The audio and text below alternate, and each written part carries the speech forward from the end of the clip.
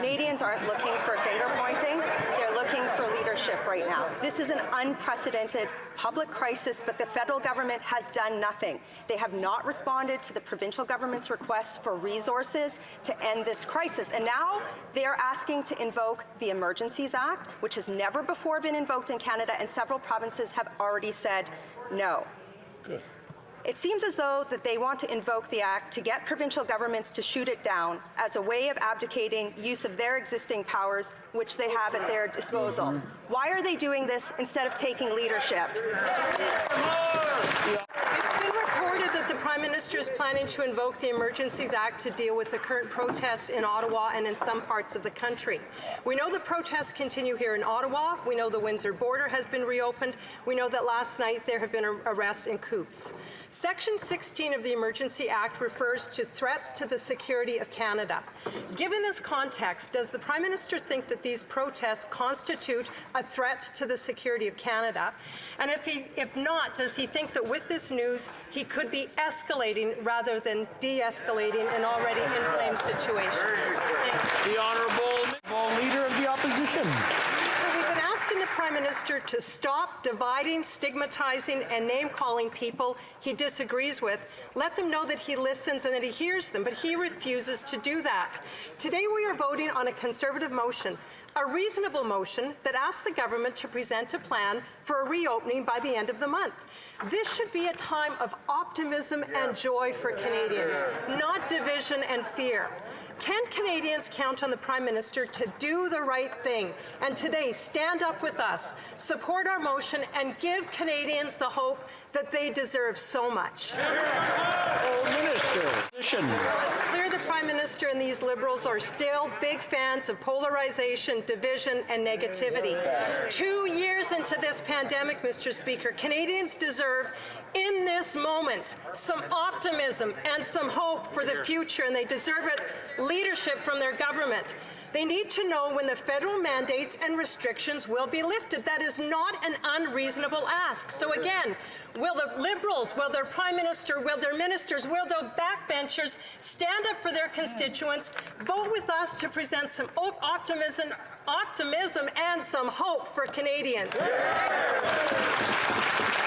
Where was this Prime Minister 18 days ago when this started? If he'd showed leadership and acted promptly, we wouldn't have to talk about emergency measures today. Canadians want to know why the Prime Minister let things get so bad. Why is it taking him so long to show any leadership at all? Honourable Minister. The reality is that this Prime Minister was absent since the beginning of the convoy crisis, and that's nothing new. He's been absent from the housing crisis, absent with the rising cost of living, absent in the face of the climate crisis, and on health transfers. Today, people feel left behind, abandoned. They want a Prime Minister who won't wait for the worst to happen before taking action. Why is this Prime Minister refusing to act when people really need help? Thank you, Mr. Speaker. One of the foundational principles of leadership is that a leader should be slow to speak and quick to listen. We see a lot of talk from this Prime Minister, but not a lot of listening. Canadians are speaking clearly, and they want their lives back. Yes. When will the Prime Minister stop the division, stop the traumatizing, stop the name-calling and scapegoating, and instead start to listen to what Canadians are saying from coast to coast? Canadians are doing their part. When will the Prime Minister do his and end these divisive mandates? The Prime Minister intends to invoke the Emergencies Act to deal with the occupation of Ottawa. He'll have 7 days to get the extraordinary powers he wants to be ratified by the House. But he refuses to say exactly how he intends to use these powers, yet the public has a right to know. We cannot wait for the content of the plan to drag on for 7 days. We're not going to give them a blank check when we're talking about extreme powers, including the use of the army. Will the Prime Minister reveal his detailed plan today? The Honourable Mr. Speaker, the situation is unfolding today, and it could have been avoided.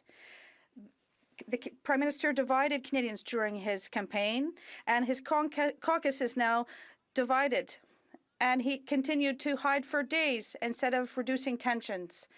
People want things to be resolved peacefully. We don't want to see the army in the streets. Will the Prime Minister vote in favour of our motion and present to all Canadians a plan like all other governments have done. Thank you.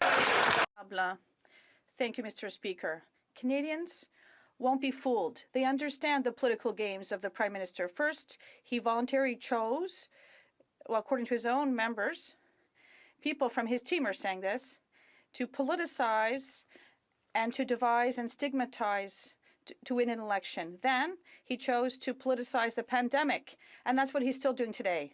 Mr. Speaker, Section 15 on the Emergencies Act, in terms of Canada's security, could be adopted. How can the Prime Minister justify the recourse of emergency measures? The Honourable Minister. Today, Canadians are awaiting the vote on our Conservative motion calling for a plan and timeline to end all federal mandates and restrictions in Canada. For over 2 years, Canadians have done what is asked of them. They followed the rules. They did what it took to get us to a point where we can finally see the end of this pandemic. Other similar countries around the world have given hope and provided leadership by releasing their plans. Canada is one of the most vaccinated countries in the entire world, and that should be celebrated. And we should be celebrating where the science and data by medical experts is headed. Instead, our country has never been more divided, angry, and pessimistic.